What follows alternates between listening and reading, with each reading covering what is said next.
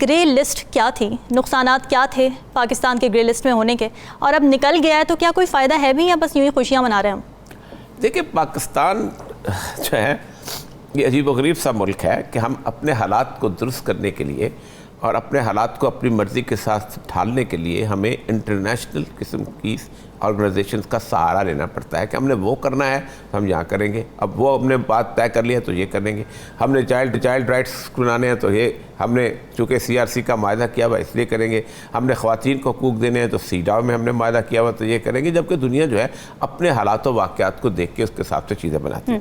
Set up میں پاکستان جو ہے سب سے پہلے فروری 16 2012 میں گیا تھا، اور پھر اس کو یاد ہوگا کہ اس کے بعد ہمارے ہاں ایک APS کا واقعہ ہوا تھا اور ہم نے ایک نیشنل ایکشن پلان بنایا تھا، جس پلان کے بعد 2015 میں فروری 26 کو اس کو دوبارہ نکال دیا گیا تھا۔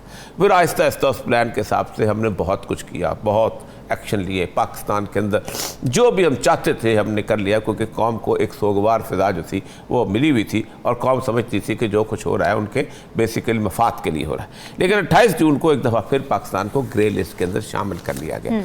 اصل میں FATF financial action task force ہے، یہ وہ آرگنائزیشن ہے جس کو واچ ڈاگ کہا جاتا ہے، کہ یعنی دیکھے کہ کیا ہو رہا ہے اور کہاں ہو رہا ہے اور کس طرح ہو رہا ہے۔ دنیا کے تمام ممالک، خواہ وہ روس ہو، خواہ وہ چین ہو، خواہ وہ فرانس ہو، خواہ وہ انگلینڈ ہو، اپنی پالیسیز جو ہیں کم از کم فائنینشیل صورتحال کی ہوتی ہے وہ بالکل آزادانہ طور پہ کرتا ہے، وہ اس طرح کے اداروں کا پابند نہیں ہوتا، ہاں گائیڈ لائن کے طور پہ لیتا ہے۔ فار ایگزامپل اگر یورپی یونین نے ہم سے کپڑا خریدنا ہے اور ان کی نیڈ ہے تو وہ فیٹف کی یہ ساری ریکمنڈیشن کو اٹھا کے رٹتی کی ٹوکری میں رکھیں گے اور کہتے ہیں ہمیں خریدنا ہے۔ کورونا کے دنوں میں جس وقت ہم گرے لسٹ میں تھے، پاکستان کی تاریخ میں سب سے زیادہ جو ہے وہ فیصل آباد سے یہاں سے تجارت ہوئی ہے۔ وجہ یہ ہے کہ بنگلہ دیش بھی بند تھا، وجہ یہ ہے کہ انڈیا بھی بند تھا، تو یہ فیٹف کی حیثیت جو تھی ردی کی ٹوکری میں چلے گئے۔ اب فیٹف کو سے گرے لسٹ میں آنے کے بعد ہم نے بہت سارے کام اپنے طور پہ کیے۔ سب سے پہلی بات یہ ہے کہ ذرا سا شہباز شریف صاحب کا سٹیٹمنٹ سن لیں کہ فراد پیر صاحب نے کیا کہا ہے آج، اس کی ساری تھی۔ اور جب اس فیٹف کے حساب سے آپ اندازہ کریں کہ 18 اگست 2020 کو مختلف قوانین پاس کر رہے تھے، میں چاہوں گا یہ دونوں فوٹیجز ذرا ملا کے دکھائیں، شہباز شریف صاحب کا سٹیٹمنٹ بھی اور وہ بھی۔ یہ سارٹ ہم دکھاتے ہیں کیونکہ کریڈٹ لینے کی کوشش کی جا رہی ہے، اور صاحب PTI نے بھی لی، آج شہباز شریف نے پریس کانفرنس کر دی اور اس میں وہ کہہ رہے ہیں کہ ہمارا کریڈٹ ہے، لیکن اصل میں حقائق کیا تھے جیسے کہ آپ نے بھی کہا، ناظرین کو وہ دکھاتے ہیں۔ آپ کو یاد ہوگا کہ جب ہم اپوزیشن بینچز میں بیٹھتے تھے قومی اسمبلی میں، تو فیٹف کے اوپر اس وقت زمانے میں اسمبلی میں سینٹ میں لیجسلیشن ہو رہی تھی، اور تمام تر حکمران جماعت اور ان کے لیڈر کی رونت تکبر کے باوجود، چونکہ یہ قومی معاملہ تھا، اس سے پاکستان کی 22 کروڑ عوام کی قسمت جڑی ہوئی تھی، ہماری معاشی صورتحال کو ایک چیلنج درپیش تھا، ہم نے ان تمام تر باتوں کو ایک طرف رکھتے ہوئے ہم نے پوری طرح اسمبلی میں اور سینٹ میں اس بل کی لیجسلیشن میں پوری طرح ہاتھ بٹایا۔ اس بات کی پوری قوم گواہ ہے اور آپ گواہ ہیں۔ Now I put the amendment as moved. G Now I put class 4 amendment to the House. The question date class 4 as amended state part of the bill. All those in favor say aye.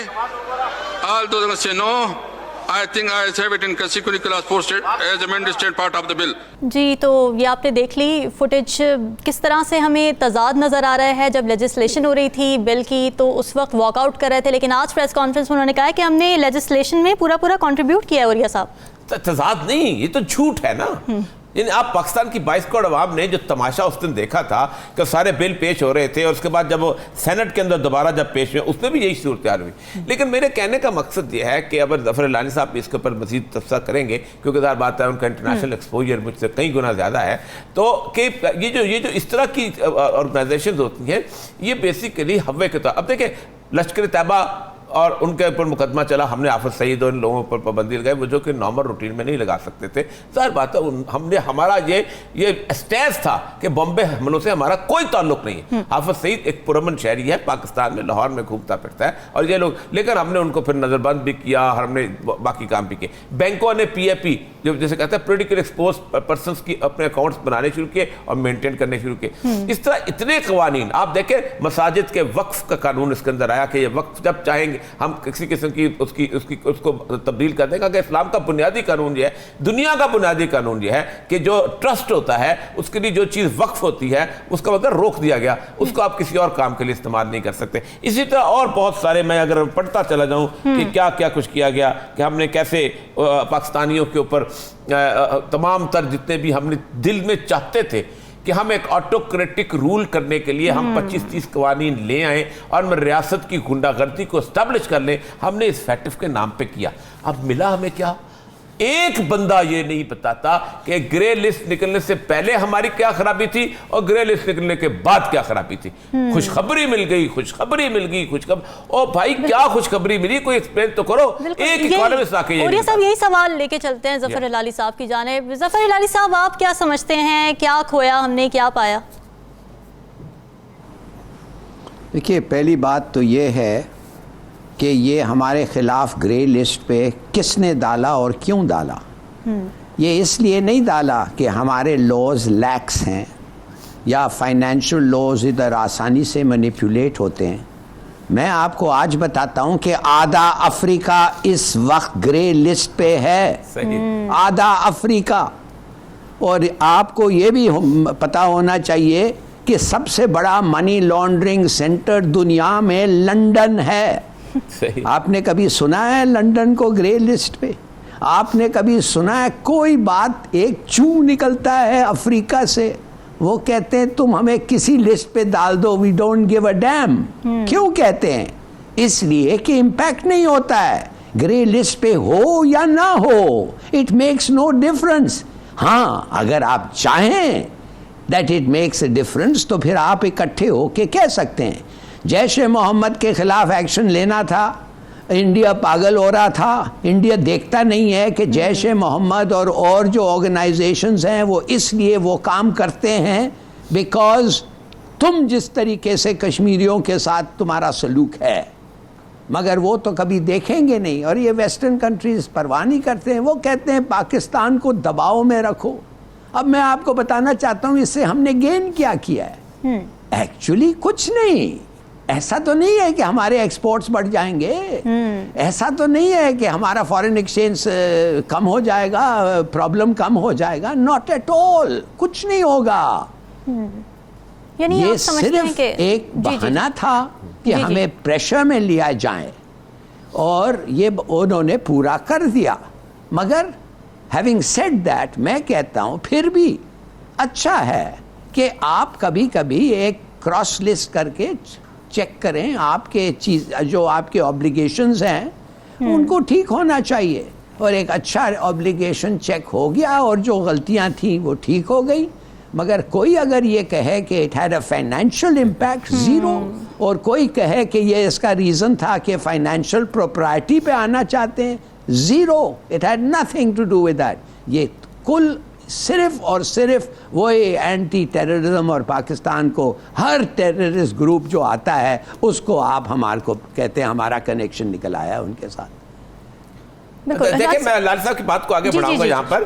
Situation یہ ہے کہ اس وقت دنیا میں England کی انہوں نے مثال دی, جنیوا ایک شہر ہے جس کی پر کیپٹا انکم جو ہے وہ دنیا میں سب سے زیادہ ہے. وہ جنیوا کے اندر کے پاس کیا ہے, جنیوا کے جو بینک ہیں وہ دنیا کے بھر کے حکمرانوں کی چوری کا پیسہ جو ہے وہ وہاں پر اس پہ لگاتے ہیں, اور اس کے بعد اس کو کماتے ہیں, اس کے انٹرسٹ سسٹم ہے, سارا کچھ ہے. اور یہ سوئٹزرلینڈ کی پرانی ریت ہے. سیکنڈ ورلڈ وار میں ان لوگوں نے یہودیوں کا سونا جو تھا وہ اپنے پاس رکھ لیا تھا, اور ہم سے کہا تھا کہ جب جنگ ختم ہو جائے گی تو ہم سے لے لینا.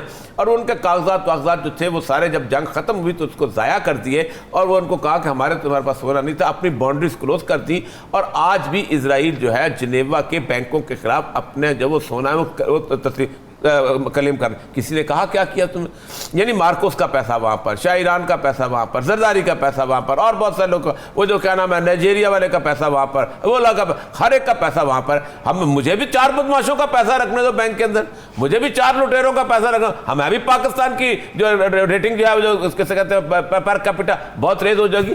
اصل مسئلہ بالکل ٹھیک ہے کہ یہ صرف اشارہ تھا, اور ایسی اس کی بتایا جا رہا ہے کہ جیسے ہم نے کوئی جا کے پتہ نہیں ماؤنٹ ایورسٹ پہ جھنڈا گاڑ دیا ہے, بتاتا کوئی نہیں کہ فائدہ کیا ہوگا.